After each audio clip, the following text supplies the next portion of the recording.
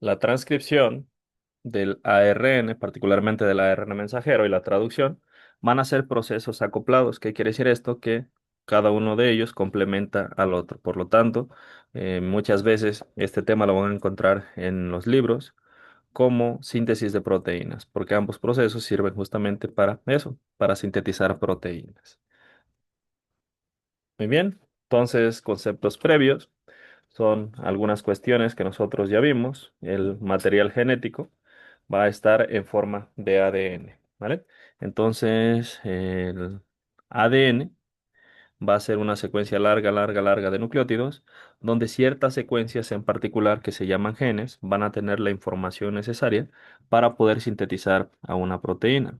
Su forma de replicación, como ya vimos, es semiconservativa y almacena la información genética de los seres vivos. El ADN tiene nucleótidos y los nucleótidos van a tener bases nitrogenadas, los cuales van a estar formados por adenina, timina, citosina y guanina. Recuerden que la guanina se aparea con la citosina y la timina con la adenina, esto en el caso particular del ADN. El dogma central de la biología molecular nos dice que el ADN puede duplicarse para generar ADN y este proceso se llama replicación. Y el ADN también puede ser copiado, puede ser transcrito, puede ser utilizado como molde para poder sintetizar ARN, un tipo particular de ARN que se llama ARN mensajero. Este ARN mensajero, en su secuencia, trae un código que se llama código genético, el cual es utilizado por los ribosomas para poder generar una proteína y este proceso, donde se utiliza la información del ARN para generar una proteína, se llama traducción. Este es el flujo de los ácidos nucleicos y siempre es unidireccional, desde el ADN hasta la proteína. Lo que se encuentra en rojo es algo que solamente va a ocurrir en unos organismos que se llaman virus. Hay un debate entre si tienen vida o no, pero estos van a tener la capacidad de poder generar ADN a partir de ARN. Esto lo logran a través de una enzima que se llama transcriptasa reversa y por lo tanto el proceso se llama transcripción inversa. También van a tener la capacidad de hacer copias de ARN utilizando como molde ARN. Este proceso se llama replicación de ARN. Recuerden lo que aparece aquí en rojo. No es como tal el dogma central de la biología molecular que nos dice del flujo de la información genética, sino que es una excepción que ocurre particularmente en virus. Muy bien, entonces aquí nos hablan un poquito de estos procesos. Primero podemos observar el de transcripción, donde nosotros tenemos el ADN. Vamos a tener el ADN en una doble cadena o en una cadena que va a estar formada por dos hebras. Una de estas hebras va a servir como molde y la otra hebra simplemente va a mantenerse separada. Una enzima, que vamos a ver más adelante, se llama ARN polimerasa, va a utilizar el molde de ADN para poder pegar nucleótidos, solamente que los nucleótidos que pega son de ARN. Por lo tanto, en los lugares donde haya timina, va a poner uracilo. Esto nos va a dar una hebra naciente que va a ser de ARN, la cual vamos a llamar ARN mensajero. Aquí vamos a ver algunos detalles en particular que nos van a ayudar a evitar confusiones cuando nosotros veamos los temas de más adelante. Muy bien. Entonces tenemos una hebra de ADN, una que va en sentido 5', 3', y otra que va en sentido 3', 5'. Eh, la ARN polimerasa, que va a ser la enzima responsable de sintetizar el ARN mensajero, siempre va a ir de 5' a 3'. Por lo tanto, cualquiera de las dos hebras las puede utilizar como hebra molde. Puede utilizar la que va en sentido 5', 3', yendo hacia este lado, o también la que va de 3' a 5', yendo hacia este lado, ¿vale? Entonces esto es importante, aunque aquí nos pongan el ejemplo de una hebra como hebra molde, cualquiera de las dos hebras, la que va en sentido 3', 5' y la que va en sentido 5', 3', puede fungir como molde para el ARN mensajero. Muy bien, entonces Si ustedes pueden observar, la cadena o la hebra de RNA mensajero sintetizada va a ser casi exactamente igual que la cadena que no fue utilizada como molde, que la hebra que no fue utilizada como molde, con las diferencias propias de que la cadena o la hebra original es de ADN, mientras que el transcrito o ARN mensajero es de ARN, ¿verdad? Pero si ustedes observan, se utilizó como molde la timina, por lo tanto, la ARN polimerasa pegó una adenina. Si se utiliza como molde una adenina, la ARN polimerasa va a pegar un uracilo y así sucesivamente. Y si ustedes pueden observar, la cadena, la hebra, que no era la hebra molde, tiene la siguiente secuencia: A, T, G, C, C, A, C, T, A, G, C, A, C, G, T. Mientras que el ARN mensajero tiene la siguiente secuencia: A, U, G, C, C, A, C, U, A, G, C, A, C, G, U. ¿Vale? Van a ser muy, muy parecidas, solamente que el RNA mensajero va a tener nucleótidos de ARN que se llaman ribonucleótidos, y recuerden que en estos no existe el ribonucleótido que tiene timina, pero se puede sustituir por el ribonucleótido que tiene uracilo. Muy bien. Ahora, este lenguaje de nuestras células está escrito en código. Ese código ya fue dilucidado. De alguna manera, eh, Watson y Crick y otros científicos se dieron cuenta de qué mensaje mandaban las células a través del ARN mensajero y descubrieron que cada tres nucleótidos del RNA mensajero, segmentos a los cuales vamos a llamar codón, tiene la información necesaria para que el ribosoma pueda unir un aminoácido en particular. Por ejemplo, el codón cuya secuencia es AUG va a hacer que el ribosoma pegue un aminoácido que se llama metionina. La secuencia siguiente en este ARN mensajero es CCA y por lo tanto mi ribosoma ahora va a formar un enlace peptídico entre la metionina y un nuevo aminoácido que se llama prolina. El siguiente codón es CUA y por lo tanto mi ribosoma va a generar un nuevo enlace peptídico ahora entre un aminoácido que se llama leucina. Y así, poco a poco, se va a ir formando una cadena de aminoácidos, la cual a la postre va a tener una estructura tridimensional característica, y esto es lo que nos va a formar una proteína, ¿vale? Entonces, en esencia, estos son los procesos de transcripción y de traducción. Sin embargo, vamos a ver detalles más específicos que ocurren en estos fenómenos. Vamos a empezar hablando sobre el ARN o ácido ribonucleico. Dentro de las características que lo hacen especial, que sea diferente al ADN, va a ser que su azúcar o el azúcar que va a formar parte de su nucleótido no va a ser desoxirribosa, sino que va a ser ribosa. Las bases nitrogenadas que se encuentran en los nucleótidos de ARN van a ser adenina, citosina, guanina y uracilo. El uracilo va a sustituir a la timina y tiene un grupo fosfato igual que el del ADN. Principalmente existen tres: el ARN mensajero, cuya función va a ser llevar el código genético para que a partir de él el ribosoma sepa qué aminoácidos pegar para poder formar una proteína.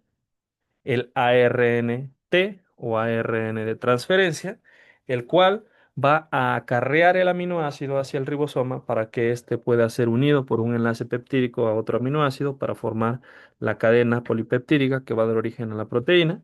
Y por último tenemos a el ARN ribosomal. El ARN ribosomal, pues básicamente tiene características estructurales, simplemente va a darle forma al ribosoma, va a formar parte de la estructura del ribosoma. El ARN es una sola cadena, como nosotros lo podemos observar aquí, y también puede tener un sentido. Generalmente su sentido es 5', 3'.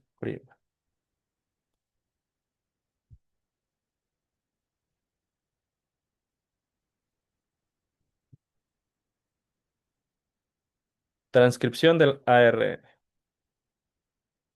Muy bien.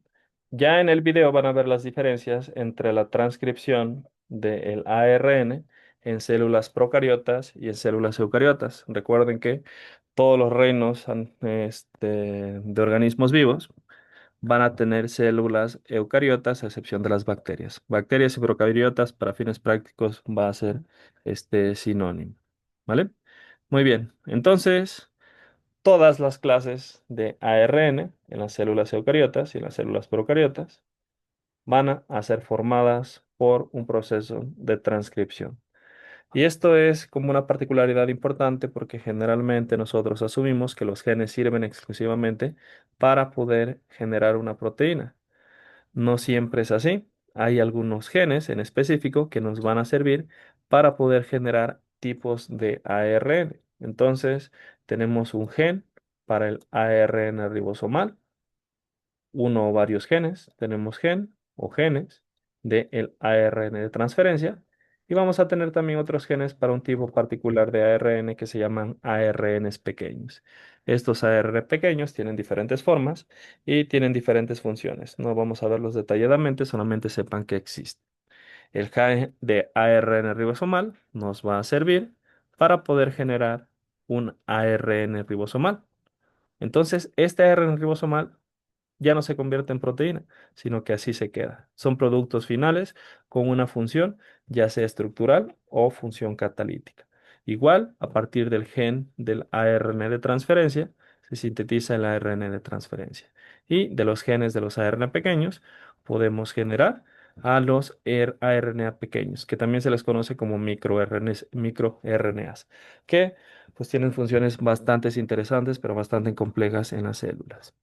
En el caso particular de los ARN pequeños, pues participan en el procesamiento de otros ARN y en el control de la expresión genética. También sirven para que puedan unirse a virus y así la célula tenga su propio sistema de defensa contra virus. El ARN de transferencia y el ARN ribosomal van a servir en el proceso de traducción. Mientras que el 99.9% de los genes que nosotros tenemos en el ADN van a transcribirse en ARN mensajero y posteriormente van a traducirse para poder formar una proteína.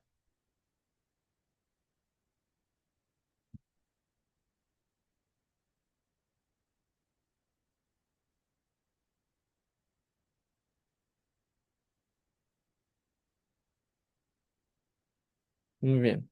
En la transcripción solo se va a copiar una hebra de ADN, a la cual vamos a denominar cadena o hebra templada. ¿Vale? La enzima responsable, la única que se tienen que aprender en el proceso de transcripción, es una enzima muy parecida a la de la replicación, no la confundan. La de la replicación se llama ADN polimerasa, mientras que la de la transcripción se llama ARN polimerasa. Esta va a realizar un cambio en la complementación de las bases. La base timina va a ser reemplazada por uracilo, por lo tanto, la adenina será complementaria al uracilo, ¿verdad? Esta es una imagen que representa lo que anteriormente habíamos visto. Aquí tenemos a la hebra templado, la que va a servir de molde, y a la hebra no complementaria, que esta simplemente va a mantenerse separada, pero que va a ser igualita a el ARN mensajero. Esto nos lleva muchas veces a confusiones porque recuerden que el ARN mensajero no va a ser igual que la hebra templado, va a ser complementaria a la hebra templado. Y si es complementaria a la hebra templado, pues va a parecerse mucho a la que originalmente es la complementaria de la hebra templado, que es la hebra no complementaria, ¿vale? Entonces, voy a hacer la función de la ARN polimerasa y vamos a ver cómo es que esta funciona, ¿vale? De entrada, recuerden que esto ocurre en el núcleo. En el núcleo vamos a tener una gran cantidad de ribonucleótidos y de deoxirribonucleótidos, literalmente nadando en el mar del citoplasma del núcleo. Por lo tanto, fácilmente la ARN polimerasa va a poder jalar uno de ellos y poder pegarlo a la cadena naciente, ¿vale? Entonces, si yo soy la ARN polimerasa, veo expuesta una guanina, tomo un ribonucleótido de citosina y le pego aquí una citosina. A la adenina le pego uracilo, a la citosina le pego guanina. Ah, qué feo me está saliendo. La citosina le pego así. A la guanina le pego citosina, a la guanina le pego citosina, a la timina le pego adenina y así sucesivamente hasta que termino el proceso de transcripción. ¿Cómo me doy cuenta que el proceso de transcripción terminó? Hay muchas teorías. Una de ellas dice que conforme se va sintetizando el ARN mensajero, este va a ir doblándose, va a ir doblándose, va a ir doblándose, hasta que básicamente me estorba para que ya no pueda continuar con la transcripción. Y aquí se corta para que finalice el ARN mensajero. Y aquí tenemos cómo es que nos va a quedar al final el ARN mensajero, ¿vale? Recuerden que la ARN polimerasa, igual que la ADN polimerasa, siempre va a trabajar en un sentido 5', 3'. Y también recuerden que cualquier cadena, cualquier hebra del ADN puede fungir como cadena templada.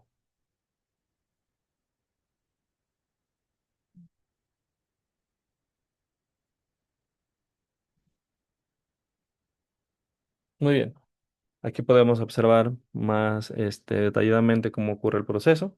Tenemos a la cadena que va en sentido 5', 3', y la otra que va en sentido 3', 5', y cómo es que se va formando el transcrito de ARN.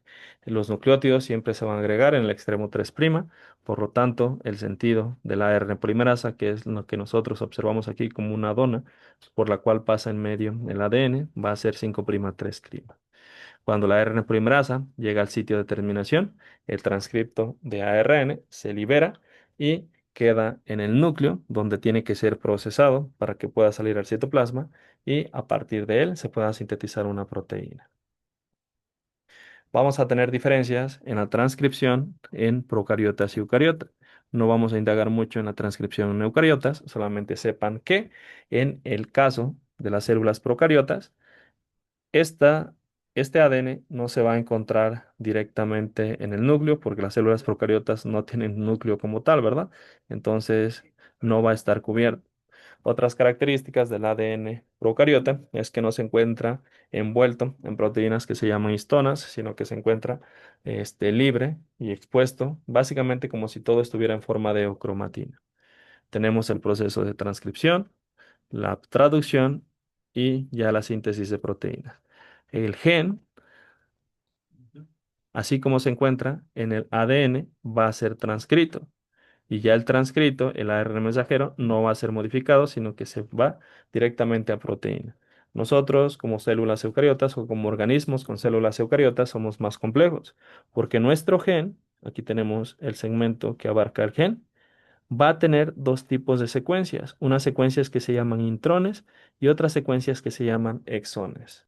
La evolución nos ha dicho que si vamos a mutar, mejor por probabilidad que sean unos intrones que unos exones. Por lo tanto, en nuestro ADN existe un 90-95% de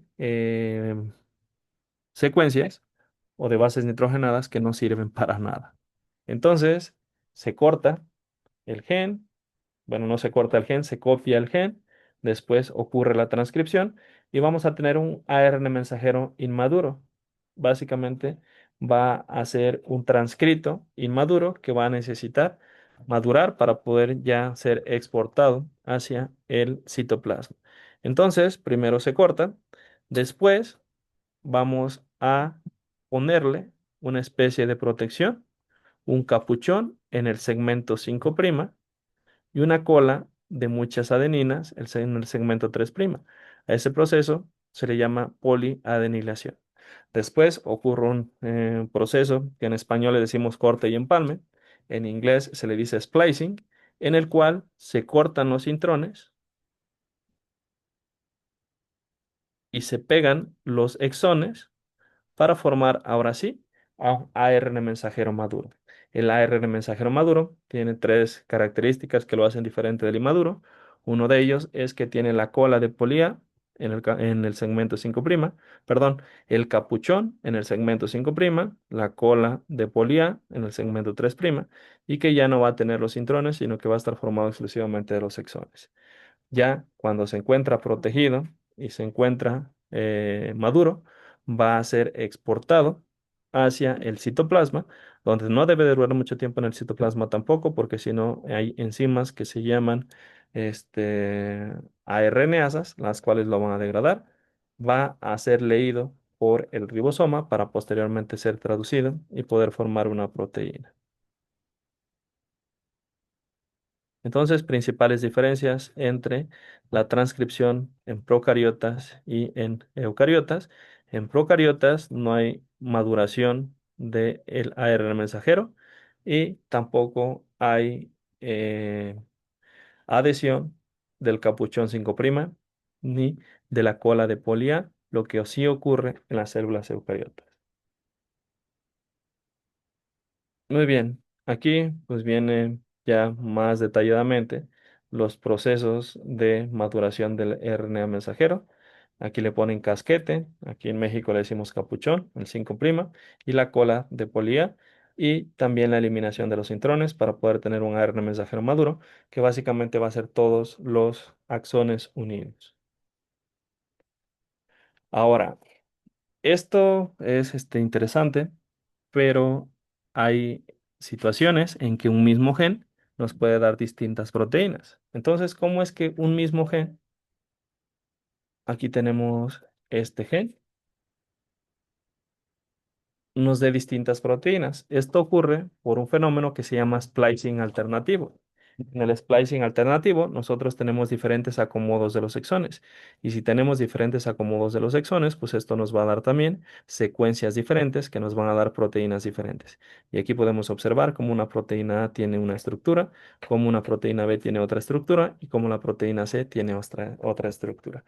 Gracias al splicing alternativo, nosotros tenemos más proteínas que genes, porque un mismo gen, un mismo transcrito, cuando se acomoda de diferente manera, pues entonces nos puede dar distintas proteínas, ¿verdad? Se estima que tenemos alrededor de 25.000 a 30.000 genes en nuestro ADN y que a partir de esos podemos sintetizar alrededor de 100.000 proteínas. Entonces, imagínense, no conocemos ni el 20% de todas las proteínas que puede sintetizar nuestra célula.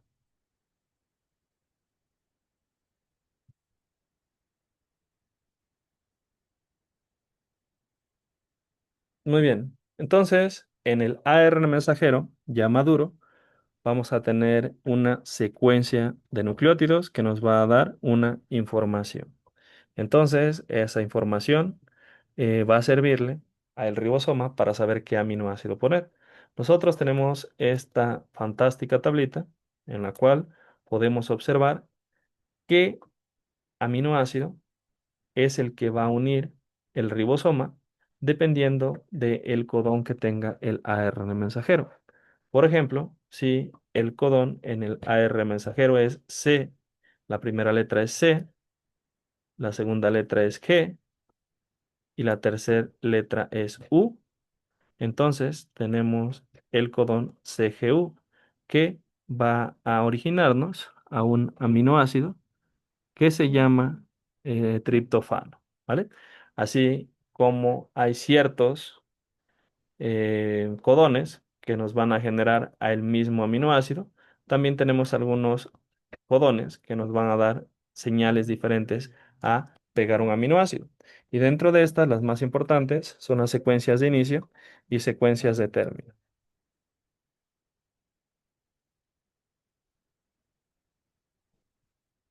El ARN mensajero nos va a decir el número de aminoácidos de la proteína y el orden en el que se van a encontrar.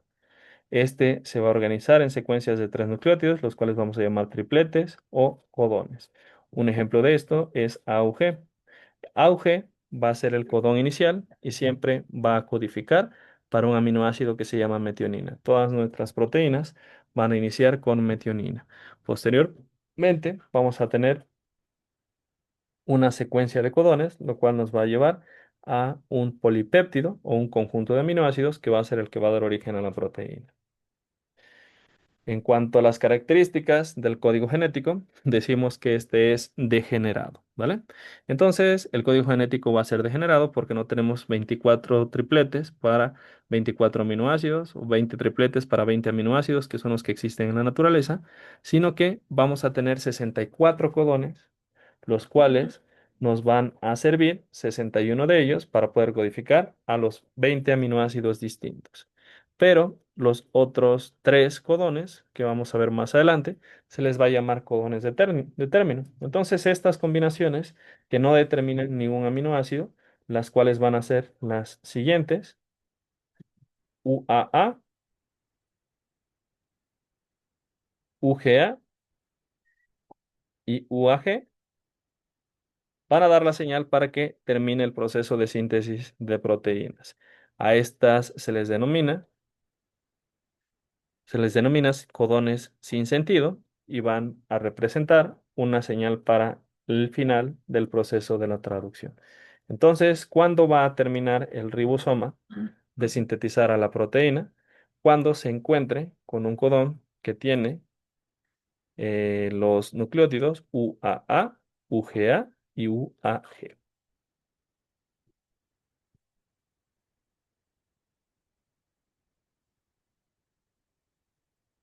Ahora, otra característica de la degeneración de nuestro código genético es que hay algunos aminoácidos importantes, que van a tener más de un codón que le dé origen. El ejemplo más clásico es el de la leucina. La leucina tiene 6 codones distintos. Tenemos a estos codones, los cuales van a dar origen a la leucina. Hay otros que van a tener 4, por ejemplo, la glicina tiene 4 codones específicos para su formación, la alanina tiene otros 4, la valina tiene 4 y así hay otros aminoácidos también donde solamente uno o dos codones van a dar origen a este aminoácido en particular. Muy bien. Ahora vamos a hablar del ARN de transferencia. Antes de hablar propiamente del proceso de traducción, vamos a hablar del ARN de transferencia. El ARN de transferencia presenta un triplete de bases nitrogenadas, el cual se llama anticodón. El anticodón va a ser complementario al codón. El ARN de transferencia va a tener la función de transportar a un aminoácido específico, por lo que su función básicamente va a ser como un adaptador que traduce al ARN mensajero. Para entender cómo funciona el ARN de transferencia, es importante que nosotros sepamos cómo está su estructura. Entonces, véanlo como una cruz invertida, donde cada final de la cruz sería una asa diferente. Entonces, tiene una asa D y una asa T que van a ser perpendiculares a los extremos 5' y al extremo 3', y tiene otra asa que es paralela al extremo 3' y el extremo 5', la cual se va a llamar asa del anticodón. Y en el asa del anticodón se va a formar un segmento que se va a llamar anticodón. El anticodón va a tener específicamente 3 aminoácidos. Entonces, cada ARN de transferencia va a ser diferente por dos cosas. Una de ellas es por el anticodón que tenga. Aquí les pongo un ejemplo: U, U. Si ese es el anticodón que tiene, entonces va a reconocer que el codón que se una va a ser el codón que sea complementario al uracilo. Y el codón que va a reconocer va a ser A, ¿vale? Entonces, si el ARN mensajero tiene este codón con triple A, el único ARN de transferencia que va a reconocer a este codón será el que tenga el anticodón U, U, U, ¿vale? Ahora, aquí en el segmento 3' del ARN de transferencia, vamos a encontrar unido a un aminoácido. El ARN de transferencia va a acarrear un aminoácido, por eso va a ser el responsable de acarrear un aminoácido. Pero este aminoácido solo lo va a soltar para que se pegue a la proteína naciente si reconoce específicamente el codón AAA. Entonces, vamos a volver a la diapositiva anterior para poder ver qué aminoácido es el que acarrea este ARN de transferencia hipotético que acabamos de ver. Entonces, cuando El codón son tres A's, A, A, A. Entonces, el anticodón, que es U, U, U, va a formar parte de un ARN de transferencia que va a cargar un aminoácido que se llama lisina. Así de específico es el proceso de traducción en cada una de nuestras células. Recuerden que estos procesos ocurren de manera simultánea, la transcripción y la traducción, y que la transcripción va a ocurrir en el núcleo, después el ARN mensajero migra hacia el citoplasma, mientras que la traducción va a ocurrir ya en el citoplasma. Muy bien, entonces vamos a dejarle hasta aquí por hoy. Ya para el día de mañana vamos a ver directamente cómo ocurren estos procesos en el ribosoma y entender un poco de la estructura del ribosoma. Les dejo de compartir la presentación y esténse pendientes entre 5 y 6 de la tarde que les voy a subir su examen correspondiente a los temas que vamos a ver, que vimos el día de hoy. Entonces, es todo por hoy y nos vemos el día de mañana. Hasta mañana.